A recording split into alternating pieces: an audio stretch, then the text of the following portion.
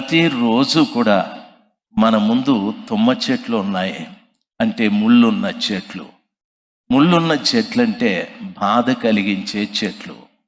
తుమ్మ చెట్లు ఆ రోజున వారికి తుమ్మ చెట్ల ఉపయోగం తెలియదు. కానీ ఈ రోజున తుమ్మ చెట్లు అంటే ఒక నిరుపయోగమైన చెట్టు, బాధ కలిగించే చెట్టు, ఎవరికి ఉపయోగం లేని చెట్టు అనేది మన ఆలోచన.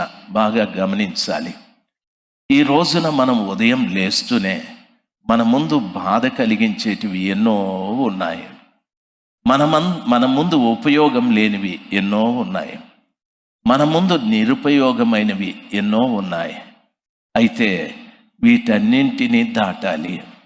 వీటన్నింటినీ దాటితేనే ఆ యోర్దాను దగ్గరికి వెళ్ళటానికి అవకాశాలు ఉంటాయి. యోర్దాను దాటితేనే ఆ యెరూషలేము వాగ్దాన దేశమైన కనాను యొక్క పొలిమేరలు దగ్గరికి వెళ్ళే అవకాశాలు ఉంటాయి.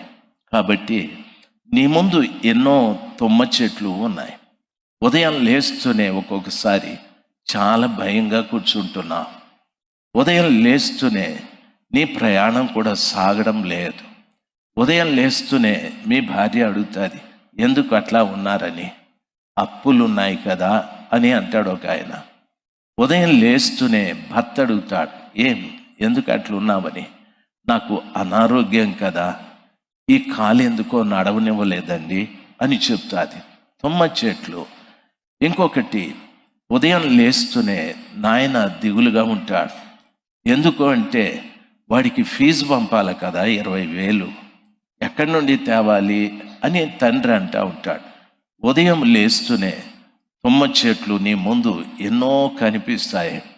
ఎన్నో సమస్యలు, ఎన్నో ఇబ్బందులు, ఎంతోమంది శత్రువులు, ఎన్నో ఉపయోగం లేనివి, ఎన్నో బాధ కలిగించేటివి, ఎన్నో నిరుపయోగమైనవి ఉదయం లేస్తూనే నీ ముందు కనిపిస్తూ ఉంటాయి.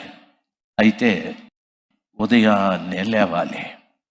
ఉదయాన్నే లేచి ఆ మహోన్నతుడైన దేవుని యొక్క పాదాలను బట్టి ప్రార్థించాలి. తండ్రి, నా కళ్ళ ముందు ఇన్ని ఉపయోగం లేనివి, బాధ కలిగించేటివి, నిరుపయోగమైనవి, నన్ను ఎంతో ఇబ్బంది పెట్టేటివి, మనుషుల ద్వారా, పరిస్థితుల ద్వారా ఎంతో కష్టపడుతున్నానయ్యా. దయచేసి తుమ్మ చెట్లను దాటి యోర్దాను దగ్గరికి వెళ్ళటానికి నాకు సహాయం చేయమని ఉదయాన్నే లేచి ఆ కృపగల దేవుని పాదాల చెంత మొరపెట్టే అనుభవం మనకు కావాలి. యెహోషువ ఆ రీతిగానే చేసి అందరినీ ఉదయాన్నే లేపి ఆ తుమ్మ చెట్లను దాటి ఆ యోర్దాను దగ్గరికి వెళ్ళి అక్కడ వారు నిలిచారని వాక్యం సెలవిస్తుంది. వింటున్న దైవ జనాంగమా, నన్ను గమనించాలి.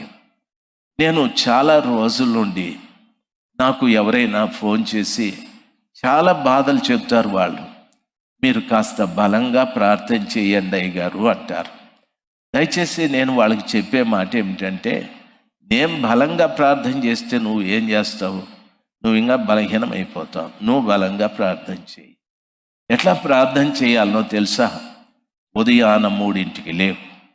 ఉదయాన 3ంటికి లేచి 2 చేతులు ఎత్తి దేవునికి స్తోత్రాలు చెప్పు. ఎంత ఓపిక ఉంటే అంతసేపు, 5 నిమిషాల, 10 నిమిషాల, 15 నిమిషాల. ఒకవేళ మీ భర్త నీతో సహకరిస్తే ఆయన్ను కూడా లేపి ఇద్దరు సమాధానంగా స్తోత్రాలు చెప్పండి. ఆయన నేను లేవనని లే పైకి అని పోట్లాడద్దండి. లేస్తే లేవని, లేవకపోతే పోని. 3ంటికి లేచి దేవునికి స్తోత్రాలు చెప్తూ ఉండండి.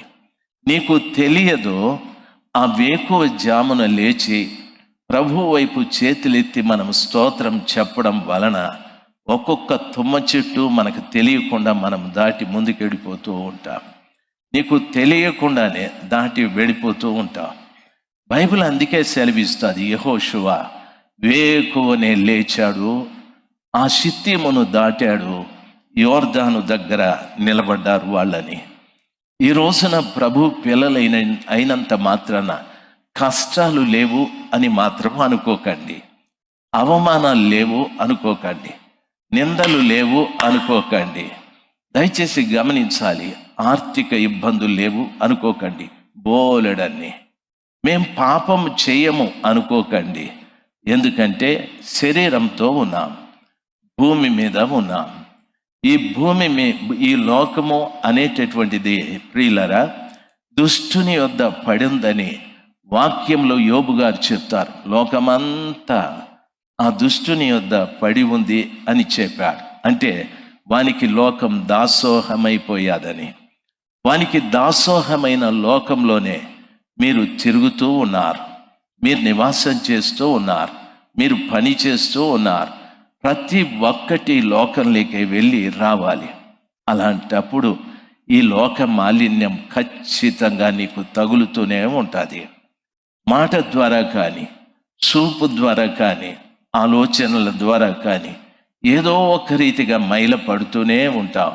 అయితే వేకువనే లేచి ఆ సర్వశక్తిమంతుడైన దేవుని పాదముల చెంత మొరపెడితే సర్వోన్నతుడైన దేవుడు నిన్ను శుద్ధీకరించడమే కాదు, నీ ముందు నిలబడి నిన్ను బాధ పెట్టే ప్రతి తుమ్మ చెట్టును దాటుటకు దేవుడు కృపదయ చేస్తాడు. ఒక ఆమె క్యాన్సర్ ఉంది. ఆమె క్యాన్సర్ అంటే ఒక్కొక్కసారి రోజు చేస్తుంది. నాకు ఎంత విసుకో ఆ నెంబర్ చూస్తేనే, ప్రభువా నాకు ఏమని పెట్టినావే శోధకురాలుగా అని అనుకుంటాను. అయితే తీస్తాను. తీస్తే ఆమెంటది, అయ్యా బాగున్నావా అంటుంది. బాగానే ఉండాలి చెప్పమ్మా, ఏమీ లేదయ్యా ప్రార్థన చేయించుకుందామని అంటుంది. నిన్న చేసినా కదమ్మా, అది నిన్న కదయ్యా అంటే ఈరోజు కూడా చేయాలా అని. సరే కళ్ళు మూసుకోనని ఒక మాట వినయ్యా అని. మాట ఏముంది, మా క్యాన్సరే కదా ప్రార్థన చేస్తాను, కళ్ళు మూసుకో అని. లేదు ఈ మాట విను అని ఏదో చెప్తుంది నాకు. మాందు నాకు ఎంత ఇరిటేషన్ అంటే అంత ఇరిటేషన్ పోయి కోపం కూడా వస్తుంది. నేను ఏం చేయాలి ప్రభా ఈ మనిషితో? నాకు ఎవరితోనూ బాధ లేదు, ఈమె నన్ను భలే తెగ బాధ పెట్టేస్తుంది స్వామి, ఈమెను బట్టి కోపం వచ్చేస్తుంది, నాకు ఏం చేయాలి యేసు ప్రభువా అంటే ఆయన ఏం మాట్లాడలే, సైలెంట్గా ఆయన అక్కడ ఆయన వదిలేసినాడు, ఆమెకు అప్పచెప్పేసినాడు. నిజంగానే కొంతమందిని మీకు అప్పచెప్పేస్తాడు, మీరు వాళ్ళతో ఇరిటేట్ అయిపోతారు, కోపపడతారు. అట్లా పడద్దండి. ఓసారి మామూలుగా నేను 3:30కి లేస్తాను. అప్పుడు చేసింది ఆమె, నేను ఈ టైంలో మేల్కో ఉంటాను, నేను ఎట్లా తెలుసు నీకు అంటే నెట్ ఆన్లో ఉంది కదయ్యా అని. ఎంత బుద్ధి లేని పని చేసినానరా, పొద్దునే తగులుకునింది మనిషినని మనసంతా పాడైపోయి. ఏమో చెప్పు అన్నాను. ఏమీ లేదయ్యా, నీతో ప్రార్థనలో నాతో ఏకీభవిస్తావా? ఫోన్ పెట్టమాము, నేను ఏదో ఒకటి చేసుకుంటాను, నీకు దండం పెడతా, నీ మొగుడు ఉంటే వంతు ఏకీభవించు. లేడయ్యా. సరే నీ కొడుకుంటే వంతు ఏకీభవించు. వాడు లేడయ్యా. యాడికి పోయినారు వీళ్ళందరూ ఉన్నాయని.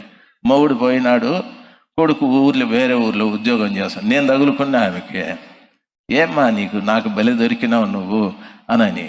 సరే కళ్ళు మూసుకో అని చెప్పి నువ్వు స్తోత్రాలు చెప్పు, నేను ఫోన్ ఆఫ్ చేసేసిన. స్తోత్రాలు చెప్పుకొని చెప్పి ఫోన్ ఆఫ్ చేసినాను. అంతే. మళ్ళీ మరుసటి నుండి నాకు ఫోన్ చేయలే. నాకు భయం అయిపోయింది, ఏనా చచ్చిపోయిందా? ఈ మనిషి చచ్చిపోతే పరలోకంలో నా మీద కేసు పెడుతుంది. ప్రభా ఈయనకి ఫోన్ చేస్తే వీడు విసుక్కుంటా ఉంటే నాకు కొంచెం వీడిని చూడని. ప్రభు విసుక్కునే వాళ్ళని చంపేస్తాడు. ఇశ్రాయేలీయులు విసుక్కున్నందువలన వాళ్ళని ఏం చేసినాడు? చంపేసినాడు. అయిపోయింది అనుకున్న ఆమె, చచ్చిపోయినట్టుంది. నాకు ఆ భయం చుట్టుకునింది. ఈమె పోయి ఆడు ఏమేమి చెప్పేసినో ఏమో, ఇంకా ఆయన నా ప్రార్థన కూడా విండు. ప్రభా క్షమించు ప్రభా, ఆమెను ఏదో కోపంగా మాట్లాడినా అంటే రోజు చేస్తా ఉంటే విసిగిపోయినాను, నేనేం దేవుడు కాదు కదా అని. 15 దినాల తర్వాత అదే నెంబర్ వచ్చింది. ఈ మనిషి ఏమన్నా సీరియస్ కండిషన్లో హాస్పిటల్కి పోయిందేమోలే. సరే అని చెప్పి హలో అన్నా. అయ్యా బాగున్నావా అనింది.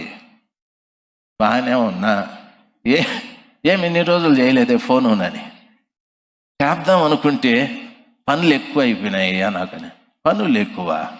రోజు నన్ను పీకి చంపుతా ఉంటివి, పనులు ఎక్కువ నీకు అని. అయ్యా 3 గంటలకు లేచి ప్రార్థన చేయమంటే చూడు, రోజు స్తోత్రాలు చెప్పినానయ్యా, వారం రోజులు చెప్పిన 3 గంటలకు లేచి. ఏమో నాకు లాగా అనిపించింది. హాస్పిటల్కి పోయి చెక్ చేసుకుంటే క్యాన్సర్ లేదని చెప్పినారయ్యా, నాకు క్యాన్సర్ లేదని. నా సంగతి విని మళ్ళీ కొట్టండి.